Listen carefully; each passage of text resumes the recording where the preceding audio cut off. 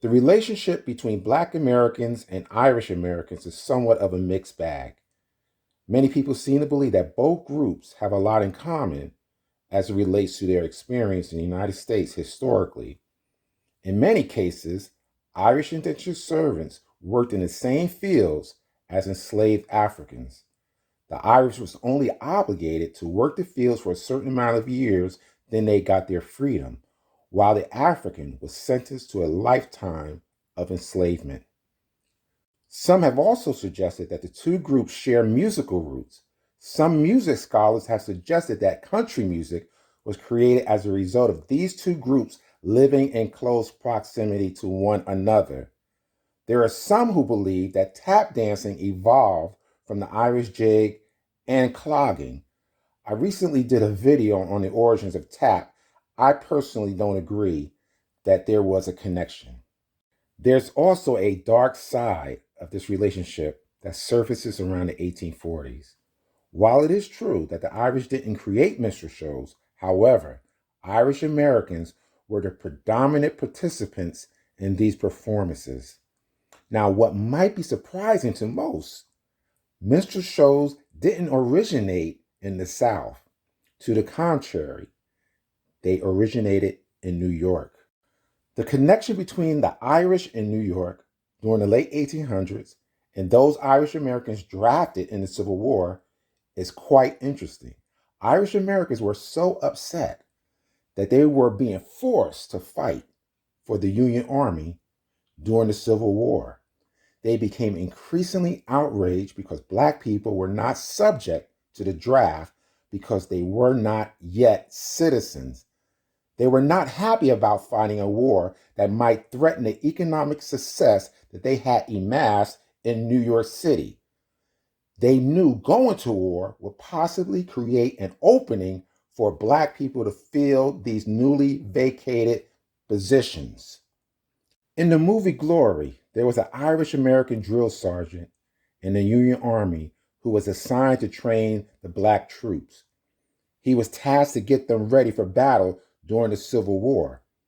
There was clearly a lot of animosity expressed from the Irish sergeant toward the Black troops. I always wondered, why was an Irish character chosen to play that role? If you remember, he was the one who whipped Denzel Washington, or Trip was the character's name. He also had a disdain for Thomas, who he considered to be the weakest soldier of them all. I always wondered about that sergeant's behavior and how he treated the Black soldiers. And then I came across this story about the riots in New York. And I could only imagine, could it be possible that that anger that that Irishman had for the Black soldiers had anything to do with the fact that they didn't want to fight for them and they were forced to do it? So while some Irish Americans were fighting in the war, the ones that were left behind was doing this to Black people. In early 1863, Commander-in-Chief Lincoln and his Union generals faced a huge problem: running out of troops. It's difficult for me to get my head around the number of dead and wounded on both sides. Short on volunteers, Congress instituted a military draft. July 11, 1863, just days after Gettysburg, draft wheels like this one rolled into the most crowded Union city, home to more immigrants than any other, New York. This was a call from male citizens between the ages of 20 and 35 and all unmarried men between the ages of 35 and 45. A lottery system was used for this draft. However, for $300, an individual could buy a substitute to serve in his place. The working classes, who in New York were mainly Irish or Irish American, could not afford substitutes and were angered by a draft which did not include African American men. The first lottery was held on July 11, 1863. From the bottom rung of white society, Irish immigrants, the poorest New Yorkers, had a long and violent history with the only group below them, African Americans. Fears that newly freed Blacks would pour into the city and take jobs from whites reached a boiling point. For New York's large Irish population, the draft turned friction into fire. The fear was that many people saw that draft as, oh, you are now forcing us to fight for the freedom of Black Americans. And in New York City, a riot breaks out.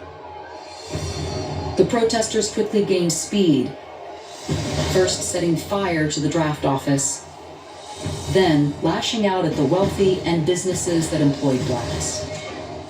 Soldiers with cannon marching down 3rd Avenue. All business in the upper part of the city suspended. Negroes chased everywhere and killed when caught. A lynch mob roamed the city. A black orphanage was burned to the ground.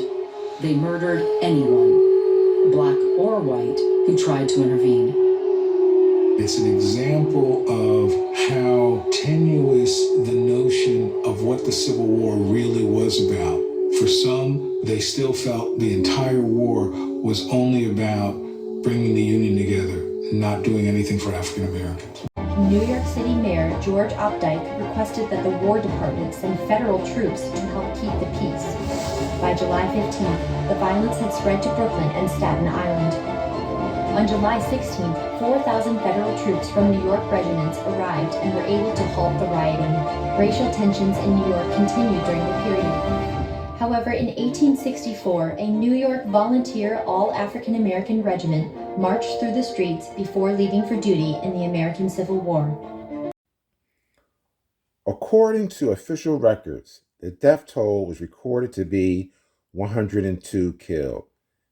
That number includes lynchings. This number is probably excessively low because history has told us that our deaths are normally underreported, especially when it's at the hands of white supremacists. This underreporting is done because they don't want the world to know just how savagely they treated innocent black people.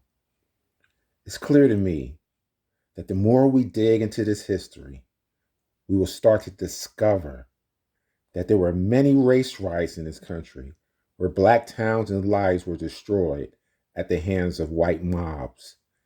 It just wasn't Tulsa. They are not like us.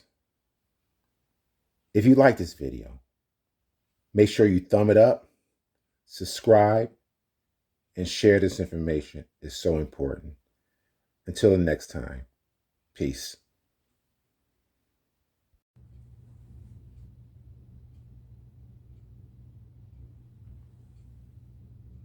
My conscience won't let me go shoot my brother or some darker people or some poor hungry people in the mud for big powerful America and shoot them for what? They never called me nigger.